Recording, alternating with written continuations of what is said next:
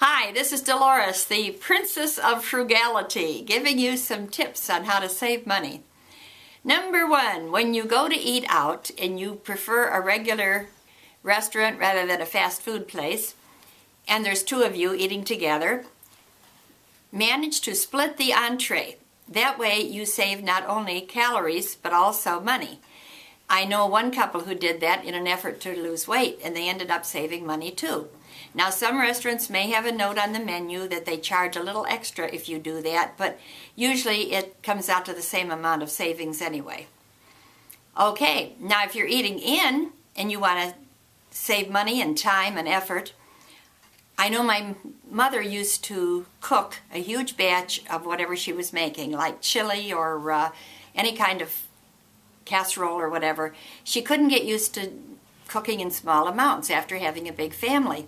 So what she would do when she was all by herself, she would cook once or twice a week, huge batches, and then freeze different portions, and that way she'd only have to cook twice a month instead of every day. Another tip is regifting.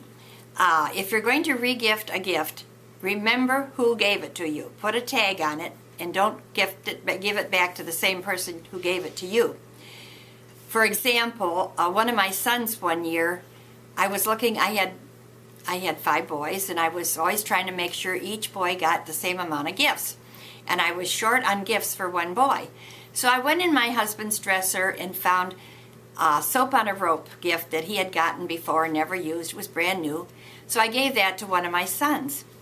And unfortunately, when he opened it up, he said, "Mom, I gave this to Dad last year for Christmas."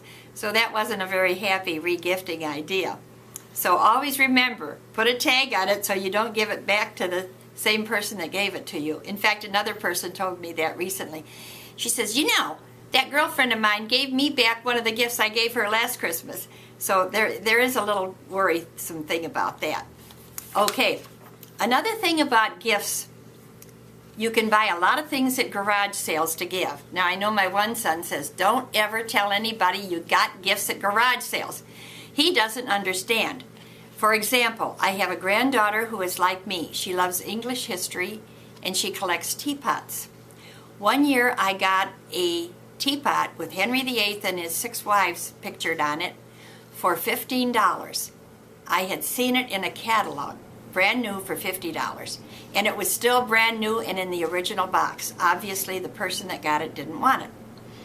Another thing is Kincaid collectibles. Everyone likes those now, and I got several of those items for friends at garage sales. Here again, brand new, never used. A teapot, a plate, decorative plate, and a nativity scene. Another friend is an Elvis fanatic. One time I went to a garage sale, and there was a former collector and buyer of Elvis memorabilia, and she had a number of items that were still brand new in the original box. And I said, "Why are you selling them? You could get a big price for those if you went to another collector." She says, "Oh, it's too much bother. I'm just selling them real cheap, want to get rid of them." So I got a huge collection of things for my friend who's an Elvis fanatic at a very, very reasonable price. I've discovered that people get gifts they don't want and they sell them at garage sales. And as long as they're still in the original box or cellophane wrap or whatever, you can buy them, and it helps spread your Christmas gift money. Now, don't do as an elderly relative that I had did. Every Christmas, my boys would get toys from this family with batteries in them that had leaked out, and the toys were unusable, little cars or whatever, things with batteries in. Also, I don't know where they got all the things that smelled so musty, like they'd been in someone's attic. They were brand new, but they had a musty smell. I did, however, discover one way to retrieve those things. One year was socks, and another year it was slippers. I put them in a plastic bag along with a dryer sheet that you put in the washer, and sealed it in there, the item, with this dryer sheet for a week or so, and then opened it up, and the musty smell was gone.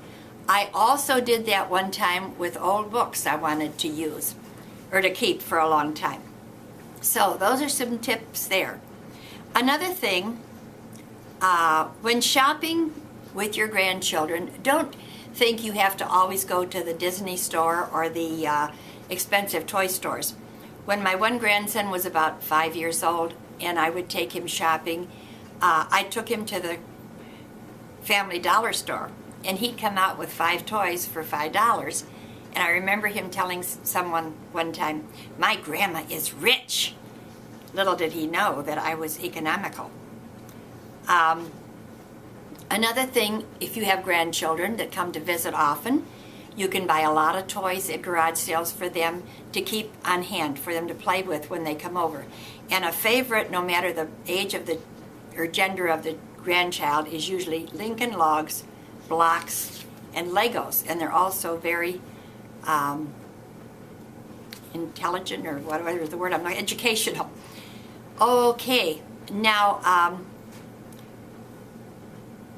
another thing about garage sales, you can sell your stuff, and whenever you go through your closets and decide you don't need a certain number of items, have a garage sale. You're not going to get rich, but you will make some extra money, and then you can turn it around and buy something at another garage sale. Another way you can save is by going to the library for books and magazines. Now, I know some women want to buy the magazine and sit down and copy the recipe out and so forth and so on. And you can't cut the recipes out of the magazines in the library.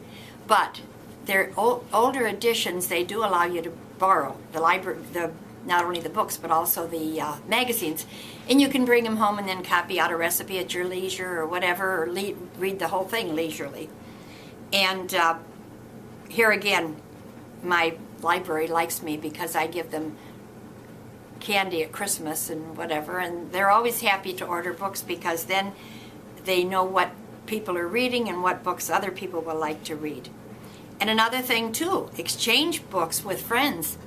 A friend of mine recently gave me 6 mystery books by an author that we both like. And I'm going through them like crazy, and then I was already thinking, now who am I going to give them to, because I don't want to just throw them out. And I thought of another friend who reads that particular author, so I can give them to her.